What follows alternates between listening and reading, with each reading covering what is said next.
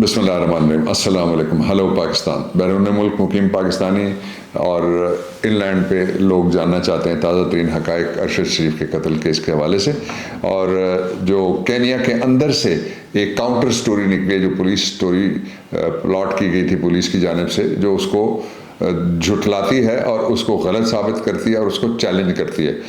उस हवाले से मेरे पास कुछ ताज़ा तरीन तस्वीरें हैं और कुछ ताज़ा तरीन मेरे पास हैं रिपोर्टेड फैक्ट्स, वो जो मैं आपसे शेयर करूंगा। उसके साथ ही मरियम नवाज़ ने अरशद शरीफ की शहादत का तमस्खुर उड़ाते हुए एक बड़ा इंसानियत सोज किस्म के ट्वीट किया है, उस पर भी मैं बात करना चाहूँगा। और तीसरा जो इम्पोर्टेंट है इसी से जुड़ा हुआ वो फैक्ट ये है कि आज शहबाज शरीफ ने कहा है कि वो एक इंक्वायरी करवाना चाहता है, जुडिशल इंक्वायरी का नाम उसने उसको दिया है, लेकिन जो लोगों ने उसको आगाज़ में मुस्तरद करके कहा है कि इसके लिए इंक्वायरी आलमी होनी चाहिए। कैसे होगी वो मैं आपको बताऊंगा, उसका वे फॉरवर्ड भी। सबसे पहले आ जाइए अरशद शरीफ के हवाले से। अरशद शरीफ के हवाले से जो फैक्ट्स आए हैं उनके मुताबिक वो 80 मील दूर किसी सड़क पे नहीं थे, बल्कि वो केनिया में जो नैरोबी से 40 किलोमीटर, जिस तरह यहाँ से आप लगा लें रवात से भी पहले इस्लामाबाद, अगर आप इस्लामाबाद बैठे हुए, फ़र्ज़ करें आप बैठे हुए हैं फैसल मस्जिद में, तो वहाँ से आप जाना चाहते हैं तो 40 किलोमीटर तकरीबन टी चौक जिसको कहते हैं रवात वाला, जहाँ से ये हाईवे ख़त्म होती है हमारी इस्लामाबाद की, और वहाँ से इस्लामाबाद तो अभी होता है वहाँ, लेकिन वो GT रोड को जाके टच करती है, इतना फासला बनता है। और KWENIA क्योनिया फार्म्स था जिसमें वो अरशद शरीफ रिहाइश पजीर थे, और ये कोई वीरान इलाका उस तरह से नहीं है। क्योनिया फार्म जो है इसके बारे में कहते हैं कि ये मगाडी मेन रोड से 40 किलोमीटर दूर था, और जो मगाडी है उसमें ये होटल भी था और इसके अंदर एक फायरिंग रेंज भी थी। और ये रिपोर्टिंग जो मैं आपको बता रहा हूँ ये सारी की सारी हो चुकी है, जो केनिया के अंदर से लोग बोल रहे हैं इस वक्त। दुनिया ग्लोबल विलेज है इसलिए छुप कुछ नहीं सकता। और उन्होंने मुस्तरद करते हुए साथ केनिया का जो मीडिया है वो ये कह रहा है, और वहाँ के लोग हैं जो वो ये कह रहे हैं कि जो पुलिस ने जो स्टोरी दी है उसके ऊपर बैनुल-अक़वामी सवालात उठे हैं, इसलिए कि अब ये बैनुल-अक़वामी केस है, ये कोई पाकिस्तान का या केनिया के अंदर का कोई छोटा सा मामला नहीं है। ये जो फार्म है इसके बारे में ये वहाँ पे क्यों थे, ये अरशद शरीफ के दोस्त का था या ताल्लुकदार का था, उनका नाम भी है, मैं नाम जान के नहीं ले रहा, उनका मैं छुपा रहा हूँ, नाम मुझ तक पहुँचा है। वहाँ पे एक डॉक्यूमेंट्री फिल्म की शूटिंग हो रही थी, उसका हीरो ज़ाहिर है आलमी सतह पे जब करप्शन की बात होगी तो हीरो मरियम का भाई होगा, और उसमें इनके हवाले से जो इसकी तहकीकात हैं वो पनामा से लेके अगर आप देखेंगे अरशद की तहकीकात तो आपको पता लगेगा कि अरशद ने सबसे ज़्यादा, मेरे ख्याल में तो तफ्तीशियों का जब वॉल्यूम नंबर 10 खुलेगी तो पता लगेगा उसमें क्या लिखा हुआ है, लेकिन तफ्तीशियों ने उतना काम नहीं किया जो काम अभी तक ज़ाहिर हुआ है, और वॉल्यूम 10 को आप खोलना चाहिए सुप्रीम कोर्ट ऑफ पाकिस्तान को। तो वहाँ जो हक़ाइक़ थे वो अरशद शरीफ ने सारी दुनिया के सामने रखे। चौथी बात यह है कि 23 अक्टूबर का दिन है, और ये जो क्वेनिया फार्म है यहाँ से एक खुर्रम नामी शख्स के साथ जो रवाना हुए अरशद शरीफ, और वो जो गाड़ी है आप गाड़ी देखेंगे कि वो कौन सी है, SUV कौन सी है। और फिर ये फार्म से रवानगी के बाद मगाडी रोड के करीब इनके ऊपर जो फायरिंग हो गई, और हमें जो दिखाया गया था वो ये था कि फायर है वो आगे से हुआ है, लेकिन आप इस गाड़ी के ज़रा पिछला हिस्सा गौर से देखिएगा, आपको पता लगेगा कि फायर एक नहीं हुआ नंबर 1, और फायर कई हुए हैं नंबर 2। और जो पोस्टमार्टम है वो अगर इंडिपेंडेंटली यहाँ पे हो, यहाँ बेनज़ीर भुट्टो का पोस्टमार्टम नहीं होने दिया गया, लियाकत अली खान का पोस्टमार्टम नहीं होने दिया गया। बड़े जितने कत्ल होते हैं उनको छुपाने के लिए, बड़ी जितने साजिशें होती हैं उनको छुपाने के लिए फिर कुछ ना कुछ बड़ा किया जाता है। तो इसलिए अगर पोस्टमार्टम सही हो गया तो फिर सामने आएंगे उनकी जो एग्जैक्ट इंजरीज़ हैं, और उनसे पता लगेगा जब पैथोलॉजी की भी रिपोर्ट आएगी कि गाड़ी को 9 फायर लगे हुए हैं, जिनमें से कहा यह जा रहा है कि एक लीथल हुआ which was the school injury. फिर ये जो गाड़ी है ये 2 गाड़ियाँ हैं, बेसिकली 2 गाड़ियाँ। एक गाड़ी वो थी जिसमें एक कहते थे कि बच्चा وہاں سے کوئی کار جیک ہوا ہے، یعنی گاڑی اغوا ہوئی ہے اور اس میں ایک بچہ بیٹھا ہوا ہے۔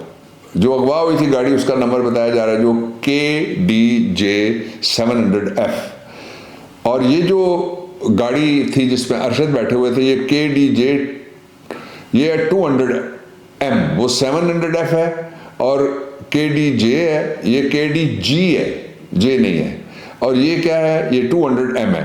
اس لیے سوال ہی پیدا نہیں ہوتا کہ اس میں کوئی غلط فہمی والی یا کوئی مسٹیکن آئیڈینٹی والی بات، اگر چیز اس کو کیا جا رہا تھا، اگر اس کو روکا جا رہا تھا تو وہ گاڑی تو یہ تھی ہی نہیں، اور پھر اس کا میک کیا تھا اور اس کا ماڈل کیا تھا، اس کا رنگ کیا تھا، اس حوالے سے میں بات کرنا چاہتا ہوں۔ یہ پہلا حصہ میں نے آپ کے سامنے مکمل کر دیا۔ اب آج یہ دوسری طرف جو سوال کینیا کے اندر سے اٹھ رہے ہیں وہ یہ ہیں کہ کیا گاڑی کو پولیس نے روکنے کی کوشش کی تھی، اور کیا کار سواروں نے ان کی روکنے سے انکار کر دیا تھا اور کار بھگا دی گئی تھی، ایسا کچھ رپورٹ میں نہیں آیا۔ جب کار سوار، یہ پہلا سوال ہے جو کینیا کے اندر سے اٹھ رہا ہے، جس جگہ سے پولیس کی رپورٹ ٹریگر کی گئی ہے، جب کار سواروں نے پولیس پر فائر نہیں کھولا یا انہوں نے باہر ان کے پہلے یہ روکنے کا حکم نہیں مانا، ایسی کوئی بات نہیں ہوئی، کار سواروں نے پولیس پر فائر نہیں کیا، تو ان پر پولیس نے کیوں فائرنگ کر دی؟ روکنے کے لیے پہلے دوسرے ذرائع ہوتے ہیں کہ کسی جگہ اگر آپ نے کوئی ناکہ لگایا ہوا تو آپ کوئی چیز رکھ کے ان کو روکتے ہیں، اور دوسرا یہ ان کو کوئی وارننگ کرتے ہیں۔ پھر پولیس نے گاڑی جب روکنی ہوتی ہے تو ٹائروں کو جو فائر ہوتا ہے وہ ٹائر پہ کیا جاتا ہے تاکہ ڈسیبل کر کے گاڑی کو روکا جا سکے، اور انہوں نے وہ کرنے کے بجائے ایک انڈسکرمنیٹ فائرنگ ایگزیکٹلی وہاں جہاں ارشد شریف بیٹھا ہوا ہے اور جو ڈرائیور ہے اس کو نہیں گولیاں لگ رہی اور فائرنگ ہو رہی ہے اور ارشد شریف کو گولی لگی ہے، اس کے اوپر کہا جا رہا ہے کہ یہ ٹارگٹ کلنگ تھی۔ پھر پولیس نے ڈرائیور کو ڈسیبل نہیں کیا، گاڑی تو ارشد نہیں چلا رہا تھا، جو گاڑی چلا رہا تھا ڈرائیور، اس کو ڈسیبل کرنا چاہیے تھا۔ اگر خدا نخواستہ کوئی ایسی صورتحال ہوتی تو اس کو ڈسیبل کرنے کے بجائے کیوں ارشد شریف کو، یہ دوسری بات ہے جس پہ کینیا کے اندر سے کہا جا رہا ہے کہ یہ ٹارگٹ کلنگ ہے۔ پھر پولیس نے جو گاڑی ہے جس کے بارے میں یہ کہا جا رہا تھا کہ یہ کار جیکنگ ہوئی ہے اور اس کے اندر ایک بچہ بھی موجود ہے، تو دنیا ساری کے اندر اگر کوئی ٹیررسٹ بھی کہیں ہو وہ بچہ یرغمال بنا لے تو اس کے اوپر فائر کرنے کے لیے گلوبل آرڈر ہے LES کو، نہیں کوئی فائر کر سکتا، اس کو بچوں کو بچانا ہے۔ ایک انسیڈنٹ ہوا تھا رشیا کے اندر، اس میں بہت سارے بچے جو تھے وہ بیچارے بے گناہ جان سے گئے، اور یہ انہوں نے اگر جو چھینی ہوئی گاڑی تھی، فرض کیا جائے کہ انہوں نے چھینی ہوئی گاڑی روکنے کے لیے کوئی وہاں پہ تیاری کی ہوئی تھی، تو یہ بھی غلط ثابت ہو گیا۔ اچھا، پھر یہ کیسے ہو سکتا ہے کہ جو گاڑی جس میں بچہ تھا وہ گاڑی اگر اس کا KDG ہے، 200M ہے ایک گاڑی، اور دوسری جو بچہ جس میں کہتے ہیں جی وہ KDGA 700F ہے، تو غلط فہمی کیسے ہو سکتی ہے یہ دونوں گاڑیاں؟ پھر جو خاص بات تھی وہ یہ تھی کہ جو گاڑی چھینی گئی تھی اس کا رنگ کیا تھا، ڈسکرپشن ہوتی ہے، جن سے چھینی گئی ان کو تو پتا ہوگا ماڈل کیا تھا، کہ یعنی میک کیا تھا، یعنی یہ بھی آپ لگا لیجئے کہ وہ گاڑی کیا SUV تھی یا وہ کوئی عام ویکولر کارز جس طرح سے ہوتی ہیں وہ تھی، اس کا سائز کیا تھا۔ SUV کا مطلب بڑی جیپ جس کو کہتے ہیں، امریکہ میں ان کو ٹرکس کہا جاتا ہے۔ اب آ جائیے دوسرے پہ۔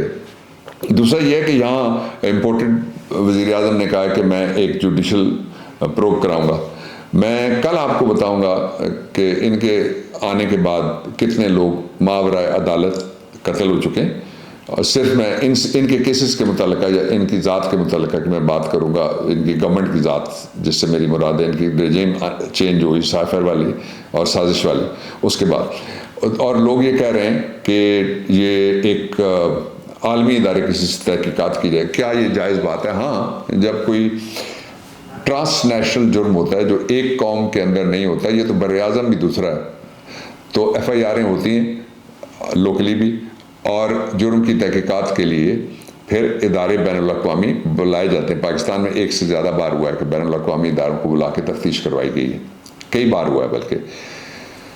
کون سے ادارے کر سکتے ہیں؟ دا بیسٹ از کہ UN سے رابطہ کروایا جائے۔ دوسرا دا بیسٹ از کہ وہ ادارے جو انڈیپینڈنٹ ہیں، جس طرح UN کے ریپٹیئرس وہ انڈیپینڈنٹ ہوتے ہیں، ایمنسٹی انٹرنیشنل کے لوگ اگر شامل ہو جائیں وہ انڈیپینڈنٹ ہوتے ہیں، گلوبل واچ ہیومن رائٹس کا جو ہے اس کے لوگ اگر شامل ہو جائیں تو وہ انڈیپینڈنٹ ہوتے ہیں. اس کے علاوہ بھی بہت سارے لوگ ہیں جو انڈیپینڈنٹ انویسٹیگیشن کے ماہر ہیں. آخری بات میں آپ سے یہ کرنا چاہتا ہوں, بڑے دکھ دل کے ساتھ میں کرنا چاہتا ہوں کہ مفرور باپ اور اس کی مفرور بیٹی, ان کی بریت کو آپ سیریس نہ لیں. جو ہی انشاءاللہ گورنمنٹ بدلے گی تو یہ لا اٹھ جائے گا, اور وہ جو ثبوت پڑے ہیں وہ سارے وہ آگ لگائیں تو تب بھی اس کے باوجود وہ ثبوت موجود رہیں گے, اور ان ثبوتوں پہ مقدمہ ضرور چلے گا. That is what the resolve of Imran Khan is. تو یہ اس نے ٹویٹ کی اور شہادت کا مذاق اڑایا. کل میں ان کے گھر گیا, میں آپ کو پوری بات نہیں بتا سکا.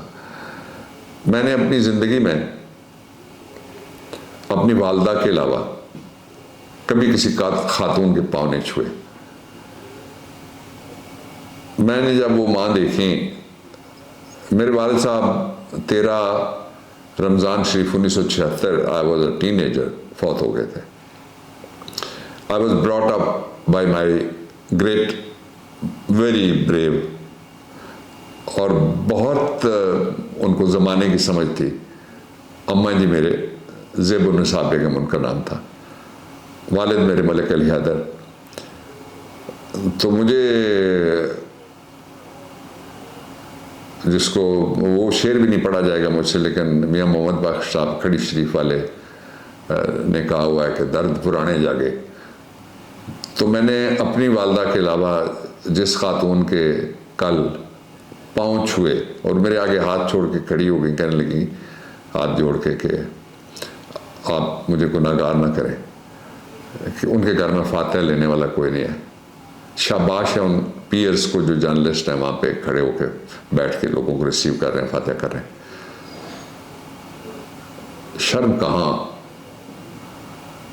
انسانیت کہاں, لحاظ کہاں, حیا کہاں, وفا کہاں وطن سے, کسی شہید کی عزت کہاں. ایسے جسد میں جہاں اول و آخر باپ نے کوئی کام پوری زندگی نہیں کیا, عیاشی کی زندگی گزار رہا ہے. بیٹی کوئی ہنر نہیں جانتی, عیاشی کی زندگی گزار رہا ہے. نسلیں بھی پل رہی ہیں. ظاہر ہے جو لقمہ حرام کا ہو وہ اندر وہ خرابیاں پیدا کر دیتا ہے جن سے ایسے ہرزہ سرائی والے شہادتوں پہ اور لوگوں کے غموں پہ افسوس کرنے کے بجائے یہ لفظ نکلتے ہیں. جالب نے کہا تھا خاک میں مل گئے نگینے لوگ,